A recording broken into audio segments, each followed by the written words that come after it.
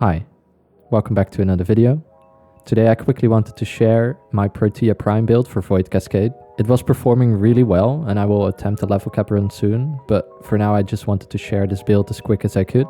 It is really cheap, only having to invest one Forma, and I'm also not using any Helminth abilities. So with that, I hope you enjoy. Okay, so here we are in the Simulacrum. To show you the build. This is the build I used for the Void Cascade run. We are using a rank 0 Archon Vitality just because of the status effects from abilities that deal heat damage will be applied twice. This works on our second ability. So this works on the Blaze Artillery, so we get double the amount of heat procs.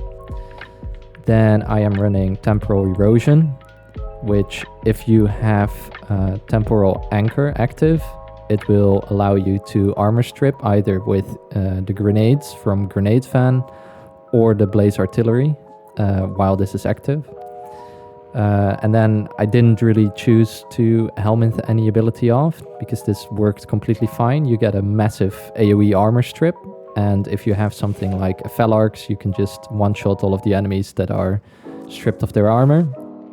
We're running Equilibrium to synergize with Dispensary, Primed Flow for some more energy, Mold Augmented to get rid of the offset that's there from Overextended, so we lose 60% of our ability strength, but with Mold Augmented we get this back again after 250 kills. And then for extra duration I'm running Mold Efficiency. Protea really scales well with duration. Every little bit of duration you can get is worth it, in my opinion. So yeah, try to build as much for duration as you can. Then I'm also running the shards on her, so I have 2 casting speed shards because you will be constantly spamming your second ability. And it helps with some of the slower animations from Dispensary, for instance. Then I'm running 3 durability shards. Like I said, Protea scales really well with durability. The more durability you have, also the more damage your second ability will do, because every time it hits an enemy, it gets a 100% damage increase.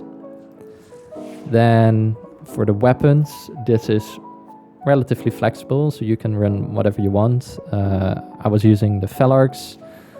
This is the Felarx build. So yeah, and then the Epitaph right here,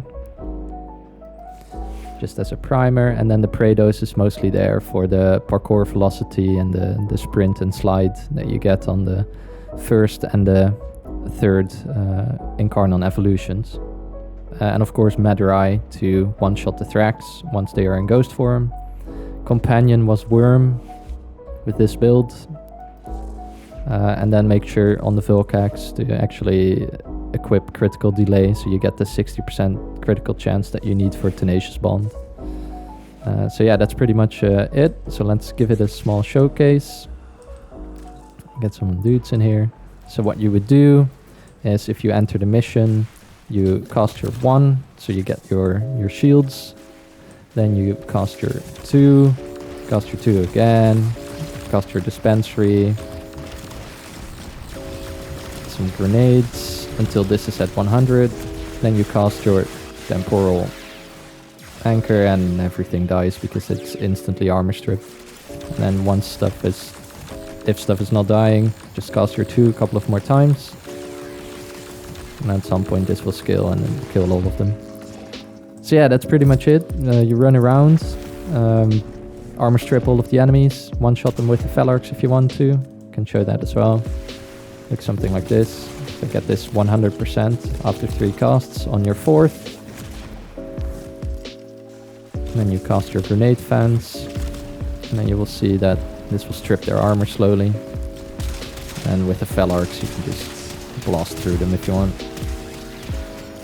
Another tip that I want to give, which is quite important, is once this Temporal Anchor starts, you can actually go into Operator and you can do your own thing in Operator while Protea resets all of her actions. So you can clear the portals of the Exilizers, one-shot your Thrax units that you need to kill, etc. Also, if you need to move between Exilizers, this is great to just hop out of that Temporal Anchor, because you don't really want to be set back to where you left if you're running to another Exilizer. So if it triggers, so let's say I'm running to another Exilizer, it triggers, I just go into Operator and I keep traveling towards the Exilizer by slinging towards it in Operator mode. So yeah, hope you enjoyed the gameplay. The build that I used in the gameplay will be a little bit different, but this is the build that I would suggest you run. The build I ran was with a Latham and a Scourge, which was working okay until I had to save the whole team because people were leaving.